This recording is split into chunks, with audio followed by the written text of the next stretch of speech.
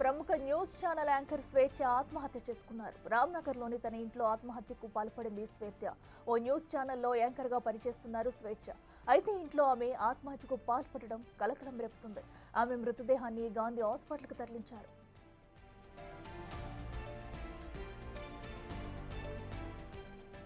అయితే తన కూతురు ఆత్మహత్యకు పూర్ణచంద్రరావే కారణమని చెప్పారు స్వేచ్ఛ తండ్రి. భర్తతో స్వేచ్ఛ విడిపోయాక పూర్ణచంద్రరావుతో కలిసి ఉంటుందని తెలిపారు. అయితే కొన్నాళ్లుగా వీళ్ళిద్దరి మధ్య గొడవలు ఉన్నాయని, ఆ కారణంతోనే తన కూతురు ఆత్మహత్యకు పాల్పడిందని స్వేచ్ఛ తండ్రి ఆవేదన వ్యక్తం చేశారు. పూర్ణచంద్రరావుపై చిక్కడపల్లి పిఎస్లో ఫిర్యాదు చేశారు. ఇక ఇదే విషయానికి సంబంధించి మరింత సమాచారాన్ని మా ప్రతినిధి పాపన్న అందిస్తారు. ప్రముఖ జర్నలిస్ట్, టీవీ యాంకర్ అయిన స్వేచ్ఛ మరణించారు. తను అశోక్ నగర్కి పక్కన జవహర్ నగర్లో ఉంటున్న తన ఇంట్లోనే ఫ్యాన్కు ఉరివేసుకొని మరణించినట్టు కూడా మనకు సమాచారం అందుతుంది. 2 దశాబ్దాల పాటు కూడా తను వివిధ సంస్థలలో, వివిధ ఛానళ్లలో జర్నలిస్ట్గా, టీవీ యాంకర్గా, ప్రముఖ న్యూస్ రీడర్గా కూడా పనిచేస్తూ 2 తెలుగు రాష్ట్రాలలో కూడా అభిమానులను సంపాదించుకుంది. ఒక్కసారిగా స్వేచ్ఛ మరణ వార్త విని 2 తెలుగు రాష్ట్రాల ప్రజలతో పాటు ముఖ్యంగా ఇటు మీడియా వర్గాలను అయితే షాకు గురయ్యారు. ఈరోజు తన మరణ వార్త తెలుసుకున్న చిక్కడపల్లి పోలీసులు వెంటనే ఇక్కడికి వచ్చేసి జవహర్ నగర్లో ఉన్న బాడీని గాంధీ హాస్పిటల్కు పోస్ట్ మార్టం నిమిత్తం అక్కడికి పంపించారు. ఎవరైతే స్వేచ్ఛ ఫాదర్ ఉన్నారో శంకరన్న గాంధీ హాస్పిటల్ నుంచి చిక్కడపల్లి పోలీస్ స్టేషన్కి వచ్చేసి తన స్టేట్మెంట్ కూడా ఇచ్చారు. ప్రస్తుతం మనతోటి స్వేచ్ఛ తండ్రి శంకరన్న ఉన్నారు. తనని అడిగేసి అసలు మరణం ఎప్పుడు జరిగింది, తను ఆత్మహత్యనా, ఇంకేమైనా అనుమానాలు ఉన్నాయా, ఏంటి అనే విషయాలు మనం అడిగి తెలుసుకుందాం. సార్ చెప్పండి, అసలు ఈ మరణ వార్త మీకు ఎప్పుడు తెలిసింది? 26 నాడు మధ్యాహ్నము నా కూతురు నాకు ఫోన్ చేసి, నానా నేను పూర్ణచంద్ర విడిపోతున్నాము, నువ్వు వెంటనే ఇంటికి రావాలా అని నాకు కాల్ చేసింది.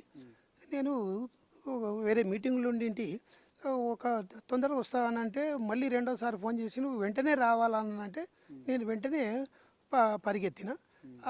ఆమె ఫోన్లో మాట్లాడుతూ, నాన్న నేను డ్యూటీకి వెళ్తాను, నువ్వు పూర్ణచంద్రతో మాట్లాడు అని అంటే, లేలే నేను అట్లా ఒక్కరితో నేను మాట్లాడా, ఫస్ట్ నీతో మాట్లాడాలా, నీ కూతురు నీ అభిప్రాయం తెలుసుకున్న తర్వాతనే నేను ఆయనతో మాట్లాడతా, నువ్వు వెళ్ళకు, నేను వచ్చేదాకా ఉండు అని అంటే ఆమె ఉన్నది. ఉంటే నేను ఇంటికి వెళ్ళాను. ఇంటికి వెళ్ళి కూతురుతో సపరేట్గా మాట్లాడినా. ఏంటిదమ్మా అని అంటే, లేదు నాన్న మేము ఉండలేకపోతున్నాము, ఇద్దరం కలిసి ఉండలేకపోతున్నాము, నేను ఇక వేరేనే ఉంటాను అని నువ్వు ఖచ్చితంగా మరి గతంలో 2-3 సార్లు ఇలాగ గొడవపడ్డారు, వెళ్ళిపోతామని అనుకున్నారు, మరి ఈసారి కూడా మరి అలాగే ఉంటుందా ఏంటేమంటే, లేదు నాన్న నేను పూర్తి నిర్ణయం తీసుకున్నా, ఇక ఉండలేను, నువ్వు ఆయనతో మాట్లాడే టైంలో కూడా నువ్వు మా కలిసి ఉండమని నువ్వు మాట్లాడొద్దు అని నాకు ఖరాఖండిగా చెప్పేసింది. చెప్పిన తర్వాత బయటకు వచ్చి బయట కూర్చున్నాము. బయట కూర్చున్నాక తర్వాత అప్పుడు పూర్ణచంద్ర పరిచయం చేసుకున్నాడు నన్ను. నేను మొన్నటి వరకు కూడా 26 నాటి వరకు కూడా ఆయన నేను చూడలేదు, ఆయనకు నాకు సంబంధం లేదు. పూర్ణచంద్ర ఎవరు? ఈ పూర్ణచంద్రు గతంలో టీ న్యూస్లో ఆయన ఇది కల్చరల్ ప్రోగ్రామ్ ఇన్ఛార్జిగా ఉండే. ఆయన ఇన్ఛార్జిగా ఉంటూ తెలంగాణ అవి సాంగ్స్ అవిటిని వీడియోలు చేసుకుంటా అక్కడ దాంట్లో టీ న్యూస్కు అందించేవాడు. తర్వాత ఏంటంటే వారికి సంతోష్ గారు నడుపుతున్న ఇది గ్రీన్ ఛాలెంజ్ ఇండియా దాంట్లో కూడా ఈయన భాగస్వామిగా ఉండు, అతనికి సంతోష్ గారికి అసిస్టెంట్గా కూడా ఆయన పనిచేస్తూ ఉన్నాడు. ఇట్లా కూడా బయట ప్రోగ్రామ్స్ తయారు చేసి అవి సబ్మిట్ చేస్తూ ఉంటుంటాడు. పూర్ణచంద్రకి స్వేచ్ఛకు ఎప్పటి నుంచి పరిచయం ఉంది?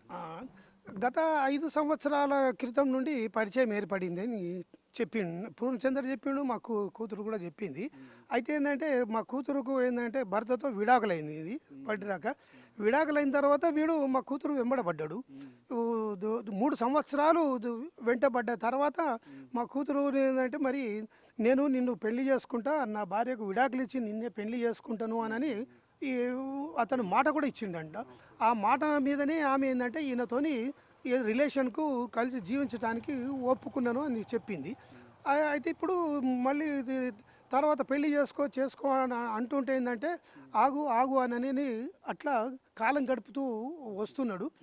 నేను ఇంట్లో కన్విన్స్ చేయాలా ఇది చేయాలా అది చేయాలనుకుంటూ కాలం గడుపుతూ వస్తూ ఇట్లా కంటిన్యూ అవుతున్నారు, గొడవ పడుతూ ఉన్నారు. అంటే ఈరోజు స్వేచ్ఛ గారు ఆత్మహత్య చేసుకోవడానికి కారణం ఆ, ఎవరు?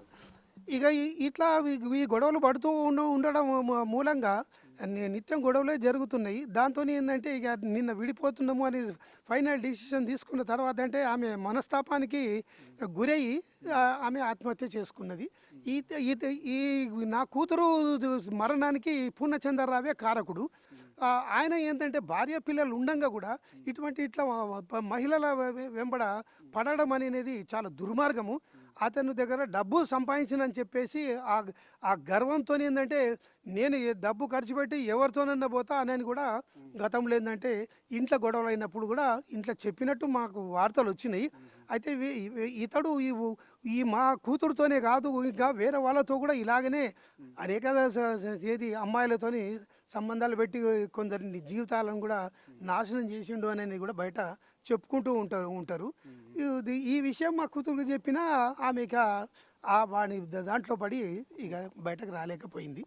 ఇప్పుడు కేసు నమోదు చేశారా? అంటే మీరు కంప్లైంట్ చేశారా పూర్ణచంద్ర మీద ఈ మరణానికి తనే కారణం అని? నేను ఇప్పుడు పోలీస్ స్టేషన్లో మా కూతురు మరణానికి పూర్ణచంద్రే కారకుడు, భవిష్యత్తులో ఇలాంటి అమ్మాయిలకు ఏంటంటే అన్యాయం జరగకుండా ఇతని మీద కఠిన చర్య తీసుకోవాలని చెప్పి నేను పోలీస్ కంప్లైంట్ ఇచ్చాను.